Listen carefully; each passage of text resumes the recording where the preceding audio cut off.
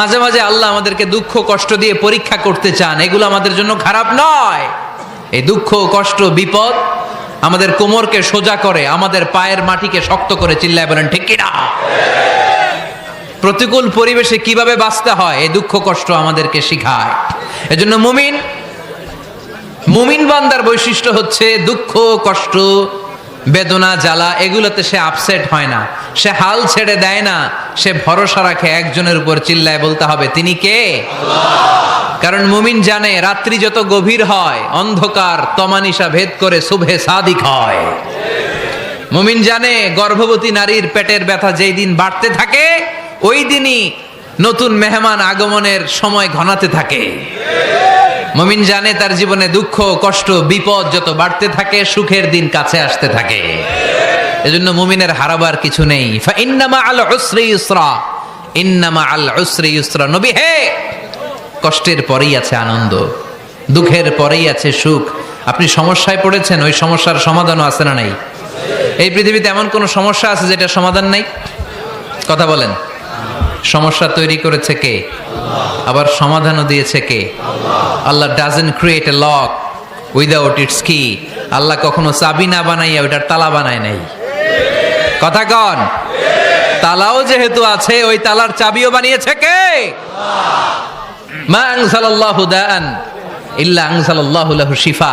আল্লাহ দুনিয়ায় এমন কোন রোগ পাঠায় নাই যেই রোগের ঔষধ বানায় নাই, এমন কোন রোগ নাজিল করে নাই যেই রোগের কোনো চিকিৎসা বানায় নাই, হয়তো সেটা আবিষ্কার হয় নাই। অনেকে ক্যান্সারের কথা বলতে পারেন যে হুজুর ক্যান্সার এমন রোগ, এই ক্যান্সার তার নাই কোনো অ্যান্সার, কিন্তু বিজ্ঞানীরা বলতেছে এটারও অ্যান্সার আবিষ্কৃত হচ্ছে। সুবহানাল্লাহ কইবেন না? কিছু কিছু ক্ষেত্রে হয়েও গিয়েছে। এজন্য দুঃখের পরেই আছে সুখ, কষ্টের পরেই আছে আনন্দ। এই দুনিয়াটাই এরকম, কষ্টের পরই আনন্দ। দেখবেন তারাবির নামাজ 20 রাকাত পড়তে কষ্ট লাগে না?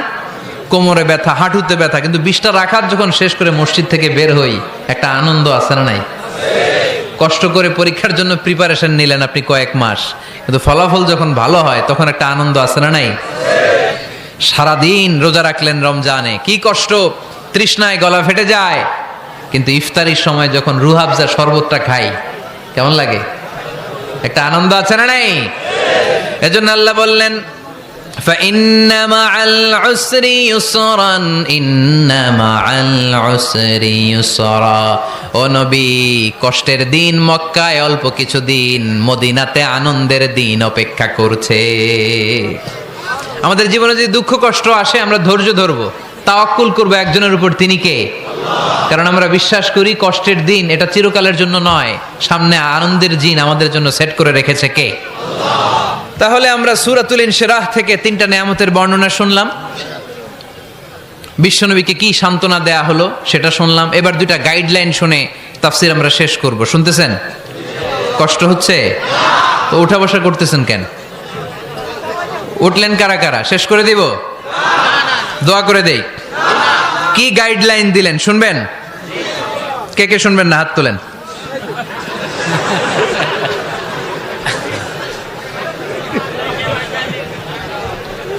কষ্ট হইতেছে?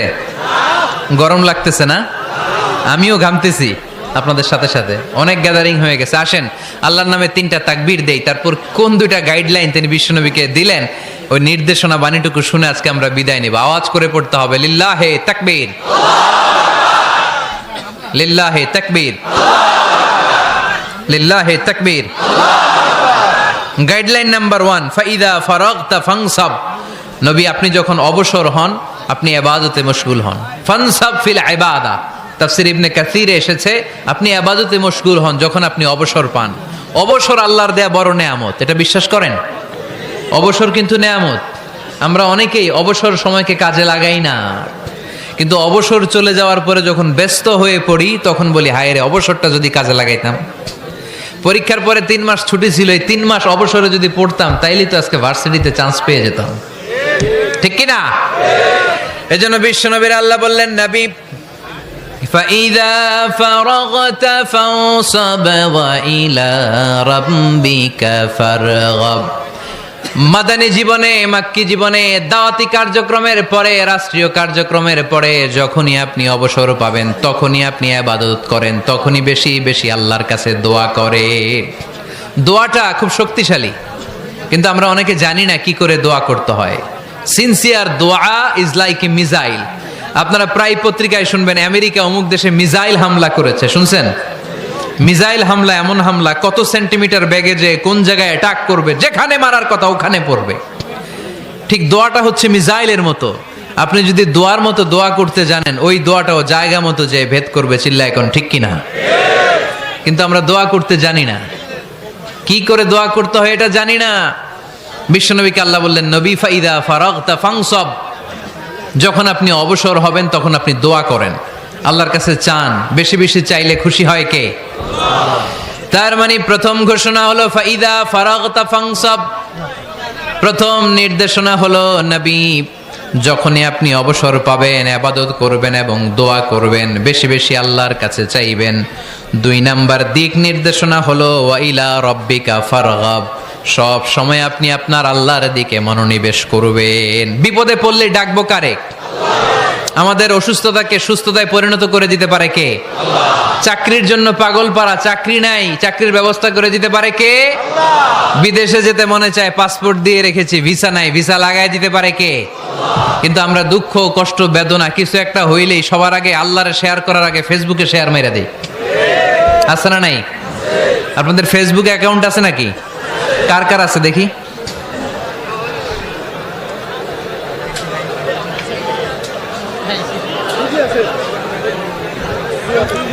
আছে আছে। এটার জন্য আমরা ভালো কাজে লাগাই, ঠিক কিনা? আপনি চাইলেই এমন ভাবে ফেসবুক ফ্রেন্ড লিস্ট করতে পারেন যারা ভালো ভালো জিনিস শেয়ার করে, যারা মোটিভেশনাল জিনিস শেয়ার করে, ইসলামের পক্ষে কথা বলে। আপনার এক একটা শেয়ারে অনেকের জীবন বেঁচে যেতে পারে, ঠিক কিনা? একজন মুমূর্ষ রোগীকে বাঁচাতে রক্তের প্রয়োজন, রক্তের গ্রুপ এ পজিটিভ। যারা রক্ত দান করতে আগ্রহী তারা এই নাম্বারে যোগাযোগ করুন। ফেসবুকে মাঝে মাঝে এরকম নিউজ আসে না নাই? আপনি just you put down in share, শেয়ারের মধ্যে একটা পুট করে দিলেন, একটু শেয়ার মেরে দিলেন, ছড়িয়ে পড়লো হাজার হাজার ফেসবুক ফ্রেন্ডদের কাছে। তাদের অনেকে ব্লাড দিতে আগ্রহী, সে তাড়াতাড়ি যেয়ে সেখানে ব্লাড ডোনেট করে আসলো। আপনার একটা শেয়ারের কারণে বেঁচে গেল অনেকগুলো প্রাণ। চিল্লা এখন ঠিক কিনা? রক্তদানের মতো শ্রেষ্ঠ ইবাদত হতে পারে? আমরা মনে করি শুধু জিকিরি ইবাদত, আমরা মনে করি শুধু নামাজি ইবাদত। রক্তদান, এক ব্যাগ রক্ত থেকে অনেক মানুষকে বাঁচানো যায়। এর মধ্যে আছে হিমোগ্লোবিন, এর মধ্যে আছে প্লাটিলেট, আছে প্লাজমা। রক্তে একটা উপাদান আছে প্লাজমা, নাম শুনছেন? আগুনে পোড়া রোগীকে বাঁচাতে এই প্লাজমা লাগে। হসপিটালের বার্ন ইউনিটে যেয়ে দেখবেন মানুষ কিভাবে চিল্লায়। নুসরাত নামে একটা মেয়ে মারা গেল না? এক বদমাইশের কবলে পড়ে মারা গেল না? তাকে আগুন জ্বালিয়ে দেওয়া হয়েছিল তার গায়ে, তার প্লাজমাগুলো জ্বলে গিয়েছিল। আগুনে পোড়া রোগীর যে কি কষ্ট, একটু দেখার জন্য হসপিটালের বার্ন ইউনিটে যাবেন, দেখবেন যে কি কষ্টে আছে তারা। এই প্লাজমাগুলোকে অনেক সেন্টিগ্রেড তাপমাত্রা নামিয়ে ঠান্ডা করে দেহে পুশ করা হয়। আপনার এক ব্যাগ রক্ত থেকে প্লাজমা আলাদা করা হবে, প্লেটলেটস আলাদা করা হবে, হিমোগ্লোবিন আলাদা করা হবে, শ্বেতকণিকা, লোহিত কণিকা আলাদা করে অনেকগুলো মানুষ বেঁচে যাবে। এজন্য ফেসবুক থাকাটা দোষের কিছু না, তবে ভালো কাজে আমরা ব্যবহার করব, ঠিক কিনা? আপনার ফেসবুক শেয়ারিং আপনার জান্নাতি বানাতে পারে, আর আপনার ফেসবুক শেয়ারিং আপনার জাহান্নামের লাকড়ি বানাতে পারে। চিল্লায় বলেন ঠিক কিনা? So the decision is yours. সিদ্ধান্ত আপনাকে নিতে হবে, আপনি কিভাবে করবেন। যে কোনো বিপদে ওয়াইলা রাব্বিকা ফারগাব, কোনো দিকে মনোনিবেশ না করে কার দিকে মনোনিবেশ করব? যে কোনো বিপদ আপদ ফেসবুকে শেয়ার করার আগে শেয়ার করব কার কাছে? আমাদের যার যা লাগে আল্লাহ সবও যদি দিয়ে দেয়, আল্লাহর ধনভাণ্ডারের 1 ইঞ্চিও কমবে? হাদিসে কুদসিতে আল্লাহ বললেন, লাউ আন্না আউওয়ালাকুম ওয়া আখিরাকুম ওয়া ইনসাকুম ওয়া জিন্নাকুম, পৃথিবীর সব জিন, পৃথিবীর সব মানুষ বিশাল মরুভূমিতে দাঁড়িয়ে যদি আমার কাছে চাইতে শুরু করে, আল্লাহ এটা দাও, ওটা দাও, ওটা দাও, আমি আল্লাহ তোমাদের সব চাহিদাও যদি মিটিয়ে দেই, আমি আল্লাহর ধনভাণ্ডারের 1 ইঞ্চিও কমবে না। এজন্য চাইবো কার কাছে? বিপদে আপদে ভরসা করব কার কাছে? আর অবসরগুলোকে কাজে লাগানোর দরকার আছে না নাই?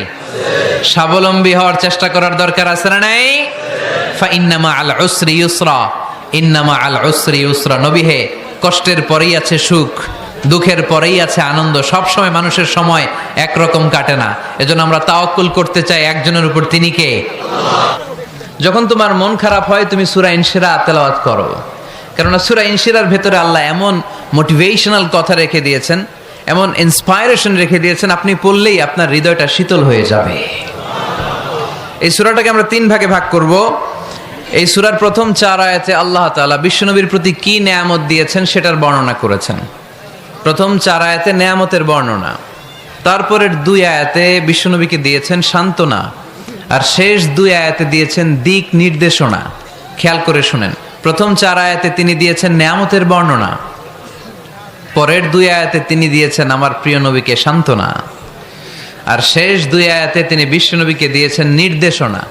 দেখি মনে রাখতে পেরেছেন কিনা? প্রথম 4 আয়াতে নেয়ামতের বর্ণনা, পরের 2 আয়াতে সান্ত্বনা, শেষ 2 আয়াতে দিক নির্দেশনা। তার মানে প্রথম 4 আয়াতে মার্সি এন্ড দ্য বাউন্টিজ, পরের 2 আয়াতে condolence and consolation, and finally শেষ 2 আয়াতে গাইডলাইন।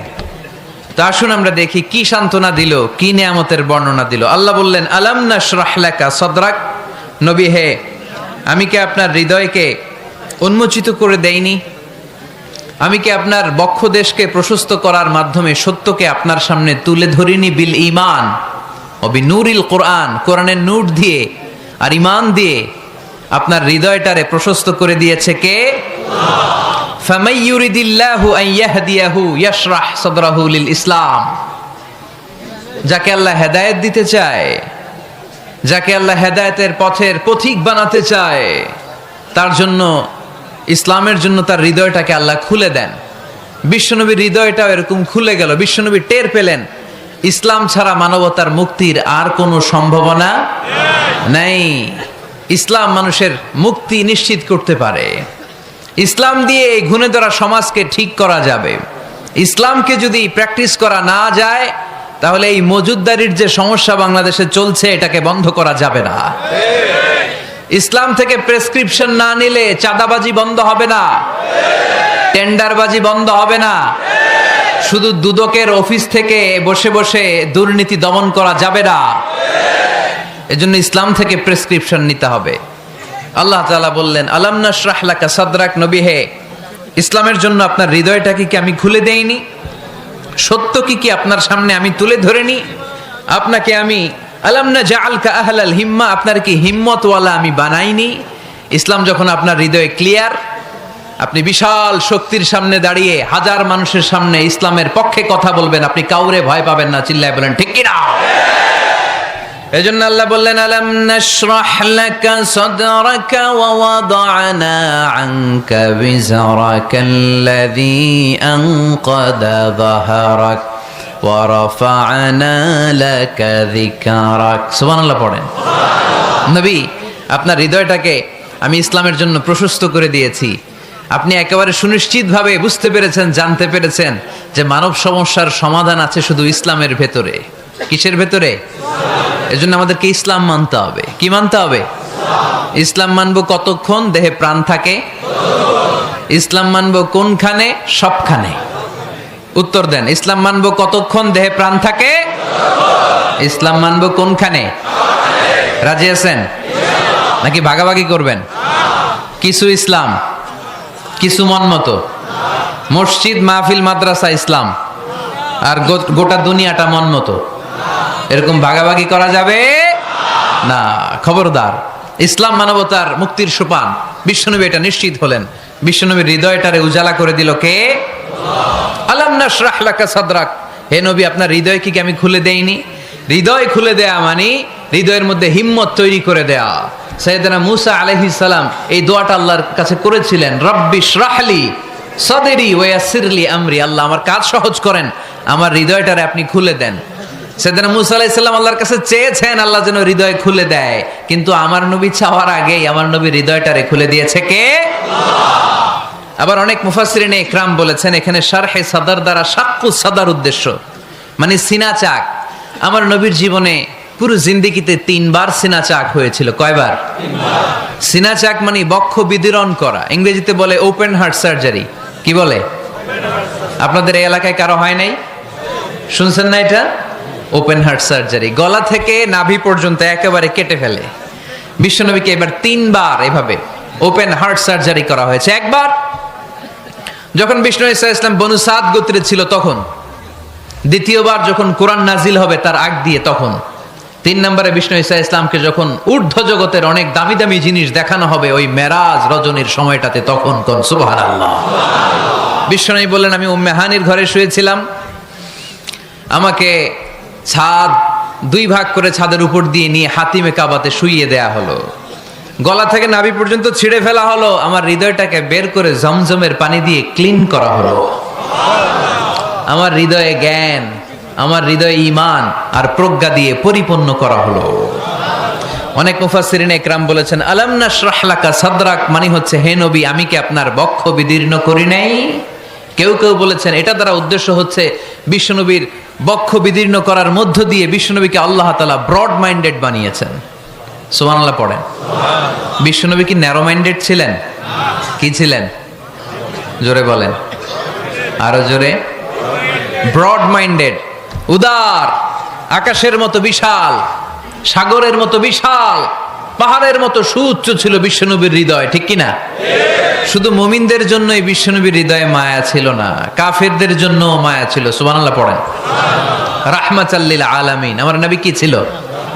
সবাই বলেন, ওমা আরসালনাকা ইল্লা রাহমাতাল লিল আলামিন। I have sent you as a mercy for the entire universe. নবী হে, আমি আপনাকে গোটা বিশ্বের সবার জন্য রহমত করে প্রেরণ করেছি। রাহমাতাল লিল আলামিন, আল্লাহ এখানে চাইলে বলতে পারতেন রাহমাতাল লিল মুসলিমিন, নবী আপনি শুধু মুসলিমদের জন্য রহমত, এটা বলছে? নবী আপনি শুধু মুত্তাকিদের জন্য রহমত, বলছে?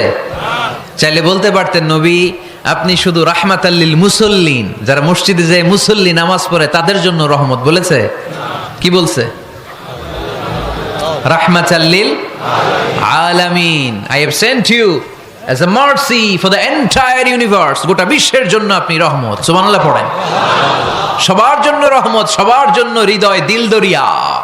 এজন্য তিনি ছিলেন ব্রড মাইন্ডেড, কখনো মানুষের ক্ষতি করতে চাইতেন না। এমনকি যুদ্ধের ময়দানে যেখানে আপনি প্রতিপক্ষকে আঘাত করবেন সেখানেও বিশ্বনবী ক্ষয়ক্ষতিকে মিনিমাইজ করার ট্রাই করতেন। তিনি যখন খায়বার দুর্গে আক্রমণ করবেন তার মিলিটারিকে, বিষ্ণু ঈসা ইসলাম মিলিটারিকে 5 ভাগে ভাগ করতেন। 5 ভাগে ভাগ করতেন। কি কমান্ডার ছিলেন তিনি! এক ভাগের নাম মুকদ্দমাতুল জাইশ, ফ্রন্ট উইং। ডান দিকে একটা থাকতো মাইমানা, বায়ে একটা থাকতো মাইসারা, মাঝখানে যে ব্যাটালিয়ন থাকতো এটার নাম কালব, পেছনেরটার নাম খালফ। সুবহানাল্লাহ পড়েন। এজন্য বিশ্বনবী যখন অ্যাটাক করতেন তখন সবাই বলতো যা আল মুহাম্মদ ওয়াল খামিস, মুহাম্মদ তার 5 উইং এর ব্যাটালিয়ন নিয়ে আমাদের উপর আক্রমণ করেছে। যুদ্ধের ময়দানে তিনি ঘোষণা দিতেন, খবরদার, এই যে ইহুদিদের উপর আক্রমণ করবা, যুদ্ধ করবা, কোন নারীদের গায়ে হাত তুলো না, শিশুর গায়ে হাত তুলো না, বৃদ্ধ বৃদ্ধার গায়ে হাত তুলো না, খ্রিস্টান পাদ্রী বাবা যারা আছে, ফাদার অফ খ্রিস্টিয়ান, পাদ্রীদের গায়ে হাত তুলো না, যুদ্ধ করতে যে গবাদি পশু মেরো না, গাছপালাগুলো ভেঙো না। সুবহানাল্লাহ কইতে মনে চায় না? গেছে যুদ্ধ করতে, গেছে কি, কিন্তু ক্ষয়ক্ষতি মিনিমাইজ করার জন্য কি চেষ্টা করতেন! কি রহমতের নবী! সবাইকে সম্মান করতেন, সবাইকে মানুষ হিসেবে দেখতেন। আমরা ভাগ করে ফেলি, আমরা দেখা মাত্রই যদি দেখি মাথায় টুপি আর দাড়ি, তখনই ভাবা শুরু করি এটা কার মুরিদ? কি সরসিনার মুরিদ, না চরমনায়ের মুরিদ, না আটরশির মুরিদ, না অমুক জায়গার মুরিদ। অথবা আমরা বলতে শুরু করি কি জামাত করে, না খেলাফত মজলিস করে, না ইসলামী আন্দোলন করে, না তাবলীগ করে। ভাগাভাগি আছে না নাই? কিন্তু আমরা তাকে মানুষ হিসেবে দেখি না। আগে দেখতে হবে মানুষ। আপনার চোখ দিয়ে যা দেখবেন এগুলো মানুষ, এগুলো সবাই মানুষ। বিশ্বনবী মানুষ হিসেবে সবাইকে ট্রিট করতেন। সাহাবাদেরকে নিয়ে বিশ্বনবী বসে আছেন, একটা লাশ নিয়ে যাওয়া হচ্ছে, লাশ দেখে বিশ্বনবী দাঁড়িয়ে গেলেন। সাহাবারা বললেন, ইয়া রাসূলুল্লাহ আপনি দাঁড়ালেন যে? ইন্নাহু ইয়াহুদি, এটা ইহুদির লাশ। ইন্নাহু ইয়াহুদি, এটা তো ইহুদির লাশ, বসেন। দাঁড়াইলেন যে? বিষ্ণুনবী বললেন আওয়ালাইসাত নাফসান, এটা কি মানুষ না? সুবহানাল্লাহ পড়বেন না? আওয়ালাইসাত নাফসান, হোক না ইহুদি, হোক না খ্রিস্টান, হোক না আস্তিক আর নাস্তিক, এটা কি মানুষ নয়? সে মানুষ। সবার উপরে মানুষ সত্য, তাহার উপরে নাই। মাখলুকাতের মধ্যে সবচাইতে বেশি শ্রেষ্ঠতম হচ্ছে মানুষ। বিশ্বনবী সবাইকে মানুষ হিসেবে ট্রিট করতেন।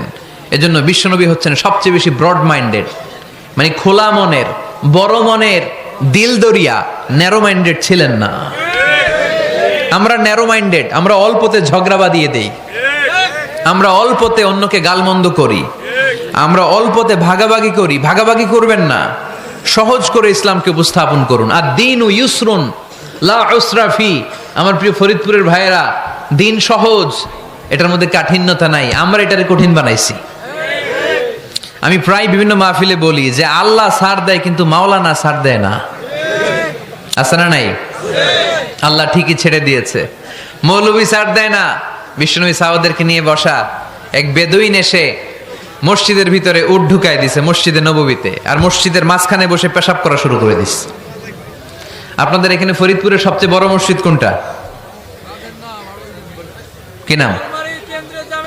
এই কেন্দ্রীয় জামে মসজিদের ভিতরে যদি এক হিন্দু ঢুকে পেশাব শুরু করে কি করবেন?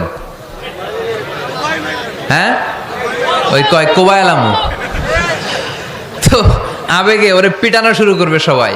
সাহাবারাও তাই শুরু করলেন, মারতে উদ্ধত হলেন। বিষ্ণু বললেন এই রাখো রাখো, ওরে পেশাব করতে দাও, পেশাব করতে দাও। এর কারণ কেউ যখন ইউরিন পাস করে, স্টুল পাস করে, তখন এটা তাকে ধীরে সুস্থে করতে দিতে হয়।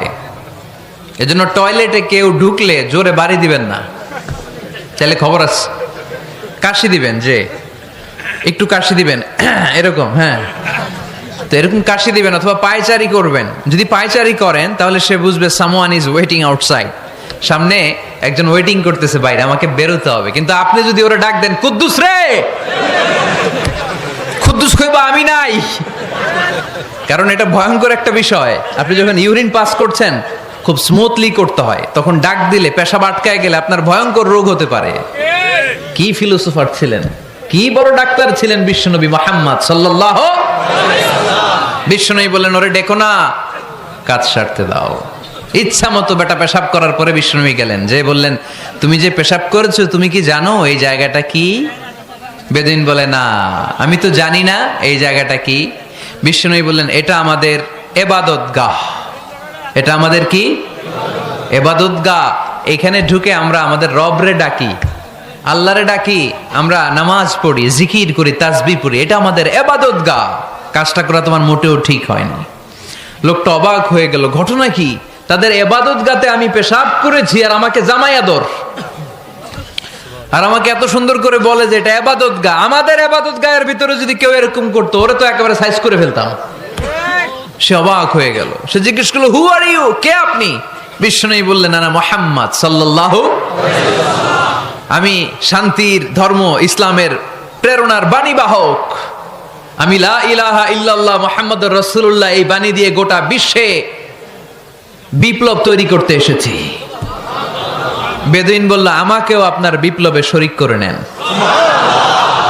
ইসলাম মারামারি কাটাকাটিতে আসে নাই। আপনার ব্রড মাইন্ডেড অ্যাটিটিউড দেখে হিন্দু ভাইরা কালিমা পড়ে মুসলমান হয়ে যাবে। এজন্য আল্লাহ বললেন আলাম নাশরাহ লাকা সাদরাকা ওয়া ওয়াদা'না আনকা বিজরাক আল্লাযী আনকাদা যাহরাক ওয়া রাফা'না লাকা যিকরাক। সুবহানাল্লাহ পড়েন। আলাম নাশরাহ লাকা সাদরাক, নবী হে আমি কি আপনারে ব্রড মাইন্ডেড বানিয়ে দেই নাই? এটা আপনার জীবনে বড় নেয়ামত।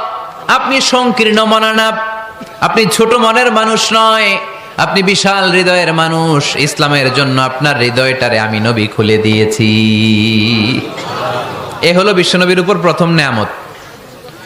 2 নম্বরে আল্লাহ বললেন ওয়া ওয়াদা'না আনকা বিজরাকাল্লাযী আনকাদা যাহরাক, নবী হে আমি আপনার পিঠ থেকে বিশাল বোঝাটা নামিয়ে দিয়েছি। সুবহানাল্লাহ পড়েন। কি নামিয়ে দিয়েছি? বোঝা। উত্তর করতে হবে, রেসপন্স। এটা তাফসির মাহফিল, এটা হচ্ছে ক্লাসের মতো, যে কথা বলে শিক্ষক আর আমরা সবাই ছাত্র, ঠিক কি না? বোঝা নামিয়েছি নবী, কি নামিয়েছি? তাফসিরে দুইটা এসেছে, ভিজরুন মানে বোঝা, ভিজরুল যাম পাপের বোঝা, আর একটা হচ্ছে ভিজরুল গাম চিন্তার বোঝা। বিশ্বনবীর কোনো পাপ নাই, বিশ্বনবীর সব কিছুকে মাফ করে দিয়েছে কে? লিয়াগফির লাকাল্লাহু মা তাকাদ্দামা মিন যামবিকা মা তাআখার। নবী আপনার আগেরও গুনাহ নাই, আপনার পরেরও গুনাহ নাই, আপনি নবী মাসুম, আপনার গুনাহ নাই, আপনি নিষ্পাপ। নবীদের গুনাহ হয় না। আহলুস সুন্নাহ ওয়াল জামাআতের আকীদা হচ্ছে নবীরা মাসুম, নবীদের জীবনে কোনো গুনাহ হয় না। চিৎকার করে বলেন ঠিক কি না? ও নবী, ওয়াদানা আনকা বিজরাক, আপনার এই বোঝা আমি নামিয়ে দিয়েছি। বিশ্বনবী ভাবতেন 40 বছর বয়সে আমি নবী হলাম, তার আগে যা করলাম আল্লাহ এটা কি করবে? আল্লাহ বলে, নবী আপনার আগের গুনাহ, পরের গুনাহ, গুনাহ বলতে কিছুই নাই, সবই মাফ, সব মাফ। তারপরেও আমার নবী বলতেন, আল্লাহে লা আস্তাগফিরুল্লাহ ওয়া আতুবু ফিল ইয়াউম আকসার মিন 70 মাররা। আমি এমন নবী যার কোনো গুনাহই নাই, আগের গুনাহও নাই, পরের গুনাহও নাই, তারপরেও আমি নবী প্রতিদিন 70 বারেরও বেশি তওবা আর ইস্তেগফার পড়ি। আমাদের জন্য শিক্ষা। তাহলে আল্লাহ বললেন, ওয়াদানা আনকা বিজরাক, পাপের বোঝা আমি নামিয়ে দিলাম। বিশ্বনবীর কোনো পাপ নাই, পাপ মুক্ত। তাফসিরে 2 নম্বরে এসেছে বিজরুল গাম, চিন্তার বোঝা। বিশ্বনবী সব সময় আমাদেরকে নিয়ে চিন্তা করতেন। কাকে নিয়ে চিন্তা? কথা বলেন। আমাদেরও চিন্তা আছে না নাই? কিসের চিন্তা? হ্যাঁ, টাকার চিন্তা। ফরিদপুরের ভাইদের টাকার চিন্তা। আর কিসের চিন্তা আপনাদের?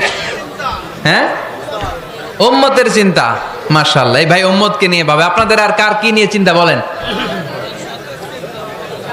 পেটের চিন্তা। এদিকে পাওয়া গেছে পেটের চিন্তা, এদিকে বউয়ের চিন্তা, কবরের চিন্তা। আর কিসের চিন্তা? আখিরাতের চিন্তা। তো আমাদেরও চিন্তা আছে, বিশ্বনবীরও চিন্তা ছিল। 2 চিন্তা কি এক? বিশ্বনবীর কাঁধে তো পুরা উম্মার জিম্মাদারি।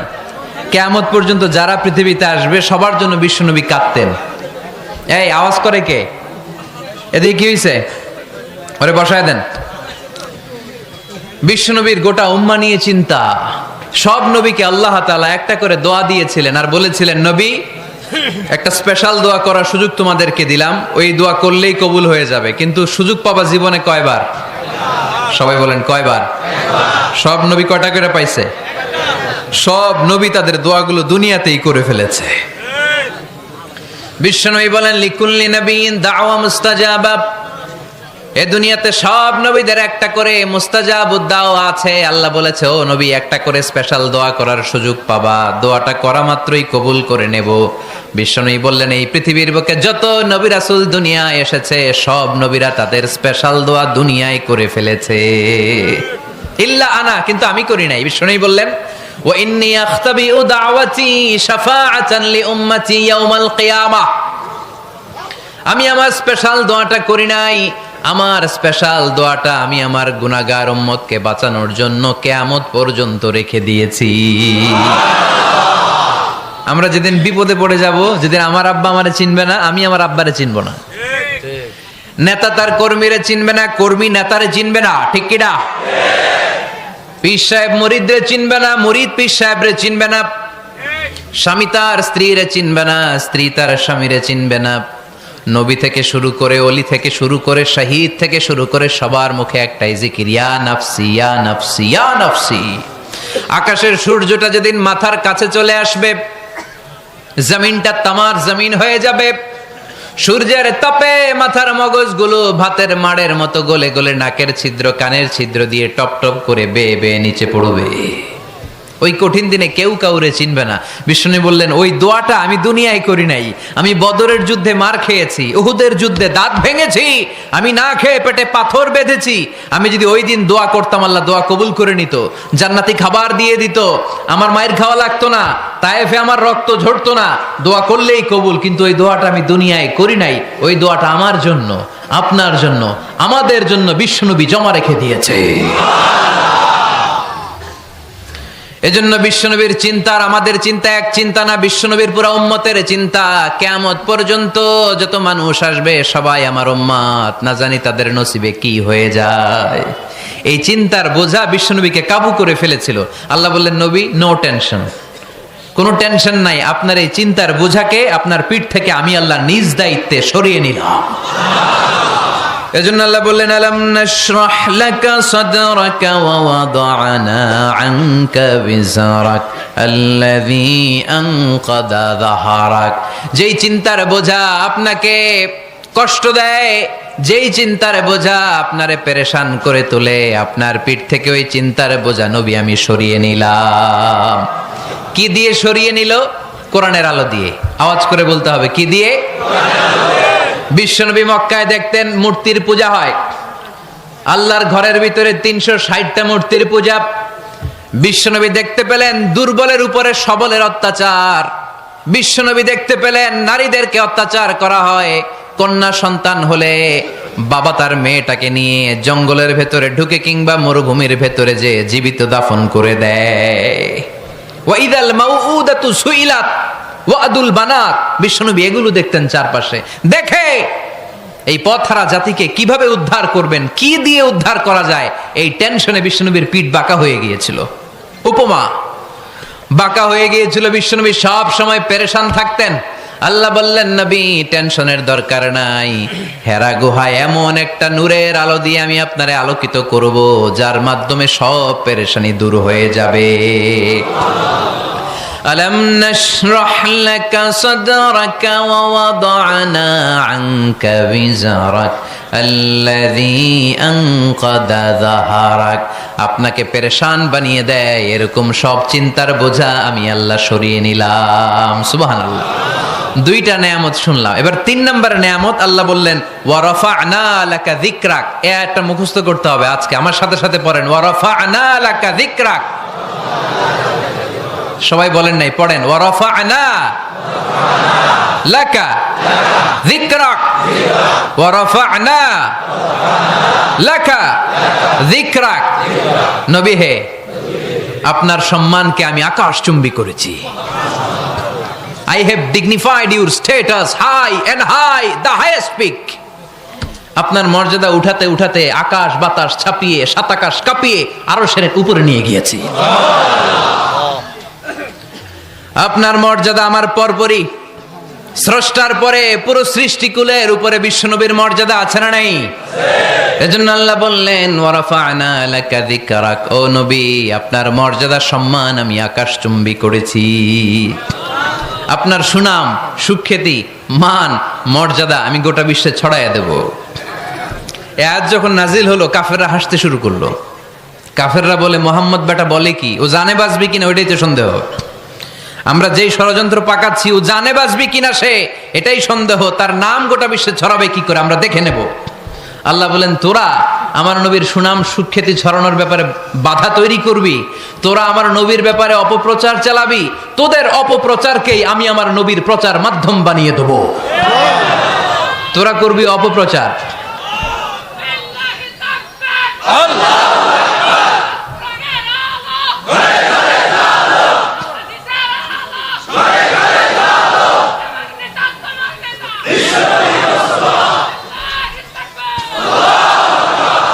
তোদের অপপ্রচারকে আমি আমার নবীর জন্য প্রচার মাধ্যম বানিয়ে দেব। এরকম অনেক সময় হয় না যে কেউ কেউ অপপ্রচার করে কারো বিরুদ্ধে, এটা তার জন্য প্রচার হয়ে যায়। কেউ অপপ্রচার চালায়, আল্লাহর মেহেরবানিতে ওইটা তার পাবলিসিটি হয়ে যায়। তার আলাদা করে প্রচার বিভাগের টিম তৈরি করা লাগে না, তার বিরোধীরাই তার প্রচার বিভাগের কাজে নেমে পড়ে। বিশ্বনবী বললেন, আল্লাহ বললেন, তোরা আমার নবীর সুনাম সুখ্যাতিকে থামাবি, তোদের মাধ্যমে আমি বিশ্বনবীর সুনাম সুখ্যাতি গোটা বিশ্বে বুলন্দ করে দেব। আবু জাহেল ঘোষণা দিল, খবরদার, হজের মৌসুম, হাজী সাহেবরা গোটা বিশ্ব থেকে আসবে, আমার দলের কর্মীরা তোরা যেটা করবি সেটা হচ্ছে হাজীদের কাছে যে বলবি, মক্কায় নতুন এক পাগল আসছে, নতুন এক জাদুকর আসছে, নাম মুহাম্মদ। নাউজুবিল্লাহ পড়বেন না? খবরদার হাজী সাহেবেরা, এই পাগলের কাছে যেও না। সব হাজিরা গোটা বিশ্ব থেকে এসে মক্কার মিনা প্রান্তরে তাঁবুর ভিতরে ঢুকেছে। আর আবু জাহেলের টিম মেম্বাররা সব তাবুর ভিতরে উকি মাইরা কয়, খবরদার, নতুন পাগল আইছে। সবাই কয়, নাম কি? কয়, মোহাম্মদ। নতুন পাগল এসেছে, নাম মোহাম্মদ। নতুন জাদুকর এসেছে, তার নাম মোহাম্মদ। খবরদার, তার কাছে যেও না, তার কথা শোনো না, শুনলে তোমরাও পাগল হয়ে যাবা, তোমরাও পাগল হয়ে যাবা। সে এত বড় জাদুকর, মুহাম্মদ সাল্লাল্লাহু আলাইহি ওয়াসাল্লাম এত বড় জাদুকর। তার জাদু দেখলে, তার কথা শুনলে হাজবেন্ড ওয়াইফের মধ্যে সম্পর্ক বিচ্ছিন্ন হয়ে যায়। সে এত বড় জাদুকর, তার কথা শুনলে বাবা আর ছেলের সম্পর্ক ছিন্ন হয়ে যায়। সে এত বড় জাদুকর, তার কথা শুনলে বন্ধু বন্ধু আলাদা হয়ে যায়। খবরদার হাজী সাহেবরা, তোমরা হজ করতে এসেছো, করো, জমজমের পানি খাও আর খেজুর নিয়ে যাবা বাড়িতে, কিন্তু মুহাম্মদ সাল্লাল্লাহু আলাইহি ওয়াসাল্লামের কাছে যাওয়া যাবে না। আচ্ছা, আপনারা বুঝে শুনে উত্তর দেন। এই যে লক্ষ লক্ষ হাজি মিনার তাবুতে বসা, আর আবু জাহেলের লোকটা যে বলল নতুন জাদুকরের নাম মোহাম্মদ, তার কাছে যেও না, এই লক্ষ লক্ষ হাজিরা এর আগে জীবনেও মুহাম্মদ সাল্লাল্লাহু আলাইহি ওয়াসাল্লামের নাম শুনছে? তার মানে মুহাম্মদ সাল্লাল্লাহু আলাইহি ওয়াসাল্লামের নাম তাদের কানে পৌঁছে দেওয়ার দায়িত্ব আবু জাহেল নিজেই নিয়ে নিয়েছে। চিল্লায় এখন ঠিক কি না? অপপ্রচার প্রচার হয়ে গিয়েছে। আর সবাই মনে মনে ভাবে, কয় কি, এত বড় জাদুকর, হজ করি আর না করি, আরে না দেখা যাওয়া যাবে না। হজ তাড়াতাড়ি কোন রকম সাইরা এই জাদুকরের কাছে আগে যাব, দেখি কেমন জাদু দেখায়, দেখি কত বড় ম্যাজিশিয়ান, দেখি তো কত বড় পাগলের। কারণ আল ইনসানু হারিসুন আলা মা মুনিআ, মানুষকে যেটা নিষেধ করা হয় বেশি, মানুষ এটা করতে চায়। যদি বলি ওদিকে যাবি না, ওর বাপের কিরা ওদিকে যাবে, ও ঠিক কি না? এটা আমাদের স্বভাব, আমাদের খাসলা, আমাদের বৈশিষ্ট্য। যেটা আমাদেরকে নিষেধ করা হয় বেশি, ওটা করতে মন চায়। সব হাজিরা মনে মনে ভাবলো, আমরা যাব যাব, তোরা যতই বলিস না কেন যাব যাব, হজের পরে অবশ্যই যাব। দেখা গেল হজের পরে বিশ্বনবী মুহাম্মদুর রাসূলুল্লাহ সাল্লাল্লাহু আলাইহি